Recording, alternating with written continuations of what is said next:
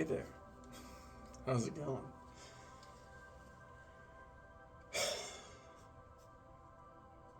So here's a question for you.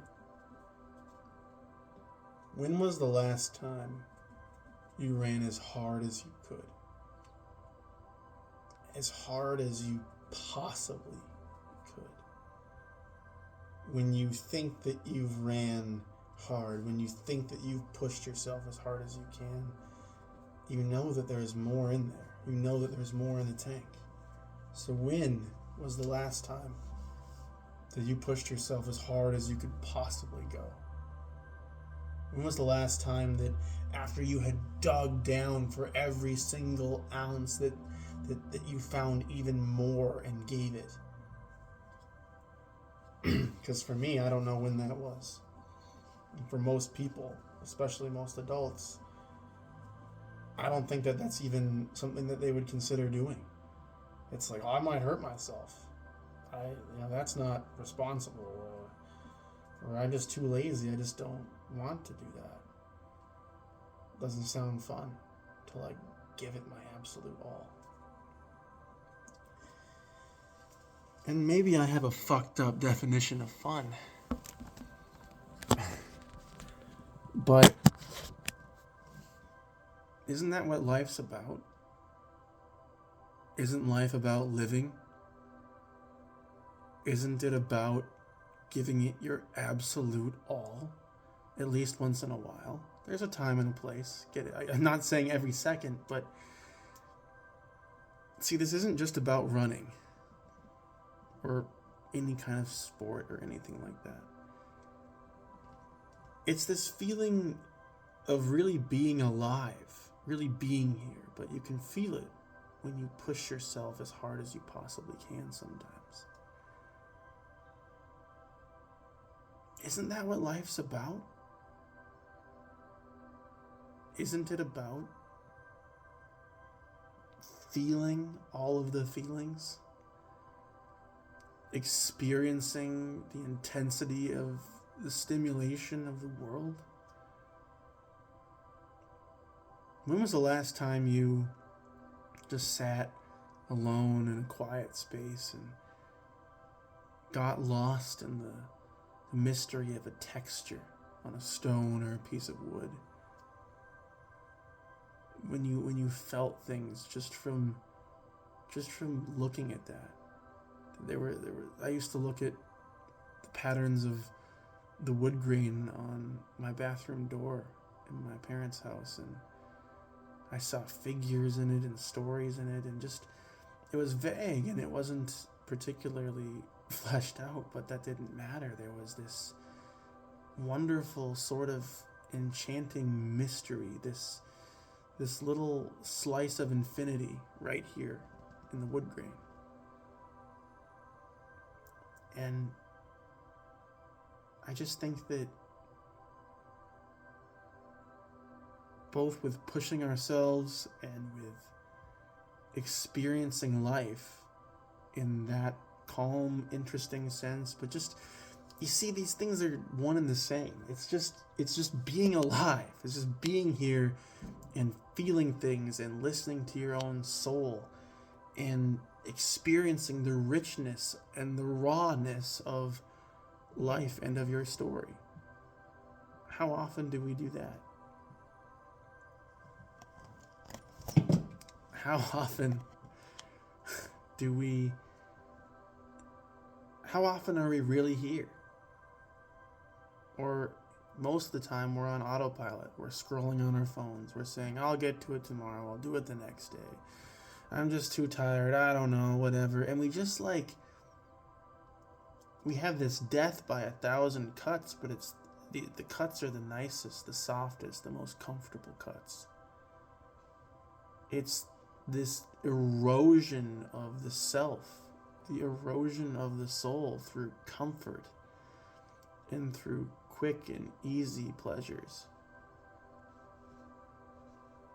through procrastination, through saying, I'll get to it one day, I'll do it tomorrow.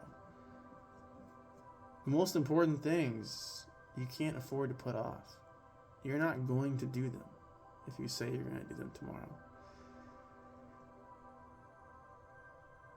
And it's easy to get too in my head about this and think about, well, I don't have time or this or that. But I know in my heart, I know in my soul when I'm disappointing myself. I know what it feels like to live better and worse. And it's a wonder I don't live better more often.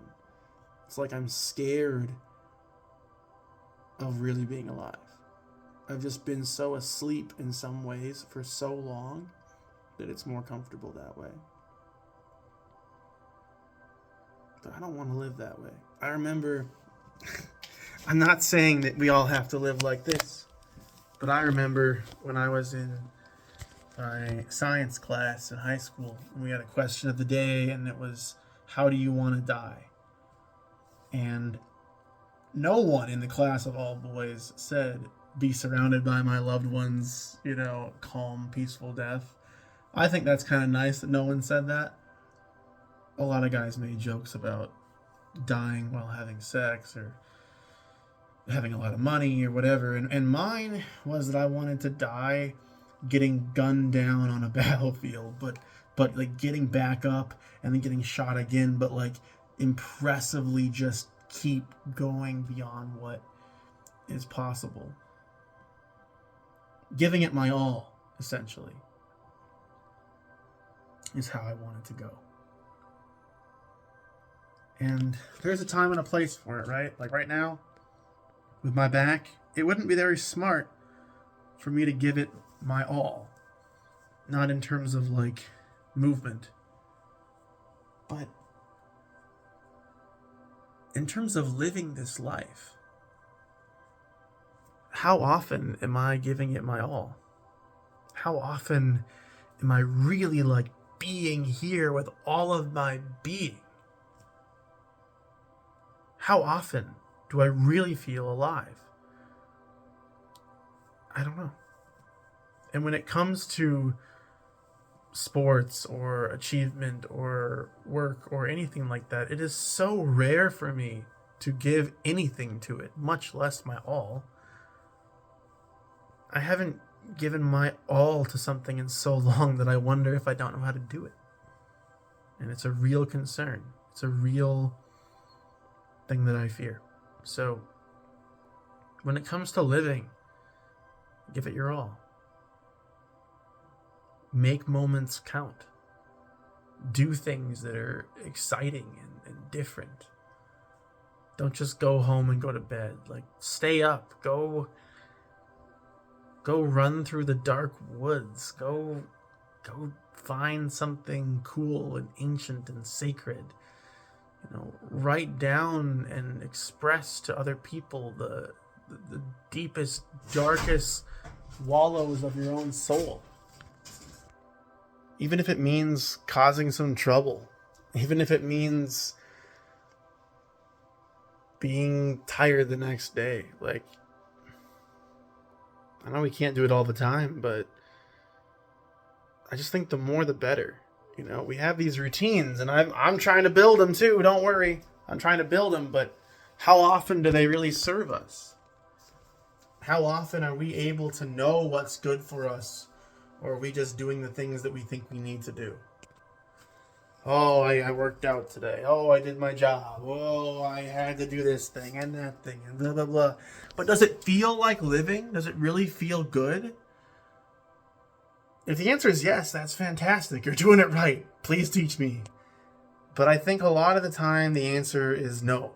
And it's not that these things don't need to be done. They do need to be done in the right kind of spirit, with the right kind of feeling behind them.